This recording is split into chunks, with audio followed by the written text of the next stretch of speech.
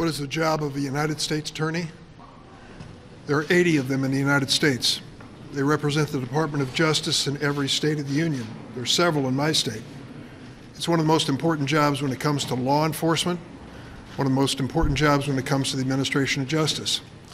Under the Trump administration, those 80 U.S. attorneys were proposed by President Trump's administration to the Congress, to the Senate Judiciary Committee, which I chair. Of those 80 that were proposed by the Trump administration, every single one of them went forward without a hearing and without a record vote. All 80 Trump U.S. attorneys were approved. Oh, how many were delayed by the Democrats in those days? One for 1 week. Stimulus payments going out in about 2 weeks. So in this video, I'll be sharing with you how you can receive this stimulus check money. Washington and Wall Street are also optimistic that Congress can pass a bill to fund the government and avert a partial shutdown before a Friday deadline. It was unclear, however, for how long lawmakers will try to keep the government running. Democrats have a list of priorities in the coming weeks as they try to avoid a shutdown and pass their $1.75 trillion Build Back Better bill. The congressional staff in Washington policy analysis. Analysts spoke to CNBC, and they sounded hopeful about Congress's chance to pass a temporary spending bill. And for millions of Americans, a fourth stimulus check is coming soon. These checks will not be from the federal government, however. The originators of these new checks are state governments like Illinois and California, where lawmakers have just proposed a new stimulus check in the former. Republican state lawmakers in Illinois have also proposed a new stimulus check of their own. According to one, the state residents making less than $75,000 and $400 checks for joint filers who make less than $150,000. The plan will reportedly cost the state around $1.4 billion. And the Republican representative said that he wants the state to use some of its $8 billion in relief money from the $1.9 trillion American Rescue Plan for this purpose. On December 15th, the sixth and final child tax credit will also go out. That one will generally be for a few $100s per eligible child and household, and some Americans will get much more than that. Now on December 15th, the sixth and final child tax credit will go out. Child tax credit will also go out. That one will generally be for a few $100s per eligible child and household, but some Americans will get much more than that. That's because for some recipients, December stimulus payments will actually be their first child tax credit. For a variety of reasons, some people signed up late to get the child tax credit advance payment this year. So these parents are going to get one lump sum payment for the whole 6 check amount in December. This new round of payments are under the California Golden State Stimulus Initiative and will benefit millions of state residents, an estimated 9 million Californians to be exact. The taxpayers who file their state tax return by October 15th are eligible for the second Golden State Stimulus. And the state's federal crisis funds, as well as a $75.7 billion state budget surplus, are what's been funding these checks. The state has allocated $480 million to the second Golden State Stimulus effort, and the Franchise Tax Board is the agency that's sending it all out. And President Biden has also held a roundtable for the leaders of some of the nation's largest retailers. Biden said earlier that Black Friday shopping and small business Saturday sales appear to be way up from last year, and he asked guests how the federal government could continue partnering with major companies. Now, from appliance stores to food markets, supply chain disruptions are everywhere. Rising inflation is leading to price increases for food, gas, and other products, and pushing many people to choose between digging deeper into their pockets. Thanksgiving.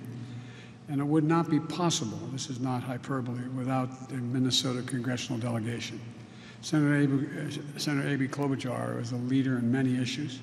Her colleagues look to her on everything from lowering the cost of prescription drugs to how to get broadband for the whole country. And Senator Klobuchar and I have been friends for a while. She knows how to work across the aisle and make progress. It's a big deal. No, it really is.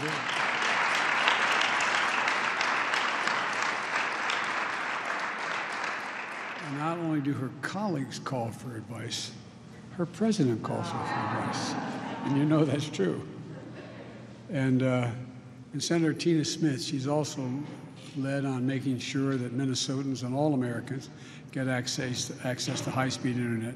Senator Smith is making sure that the infrastructure and Build Back Better investments are going to help fight both the causes and the effects of climate change.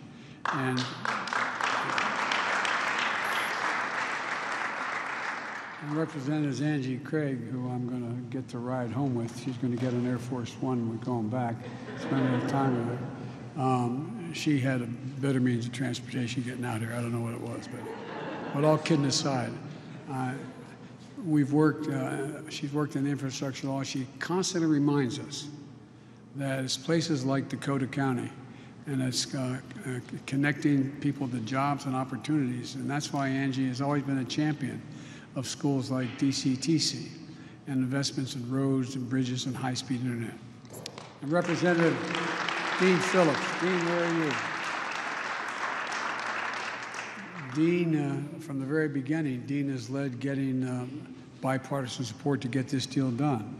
And you'd think this would be a slam dunk, but we did it without all but a few Republicans being able to come across and vote for it. But thank you for the work you did, Dean. I really mean it. And Betty McCollum. Betty's been fighting for a strong infrastructure package for more than a little bit of time. There you are, Betty. And, but I also want to acknowledge a few other people who couldn't be here today. Your Attorney General Ellison is such a fighter for justice, and Representative Omar. Is he here? Oh, okay. I was going to say, I totally would remind us we all need to invest in our people and universal pre-care and affordable child care. Look, here's what this is all about. Rebuilding America. Getting this done. No, rebuilding in America, investing in America. That's what this is about. And we're doing it as we continue to battle the pandemic. As I told the American people yesterday, this new variant is a cause of concern, but not a cause to panic.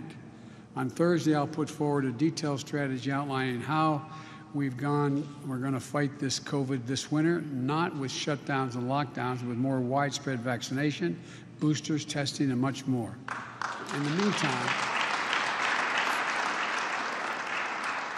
meantime, the best protection is getting fully vaccinated, getting a booster shot.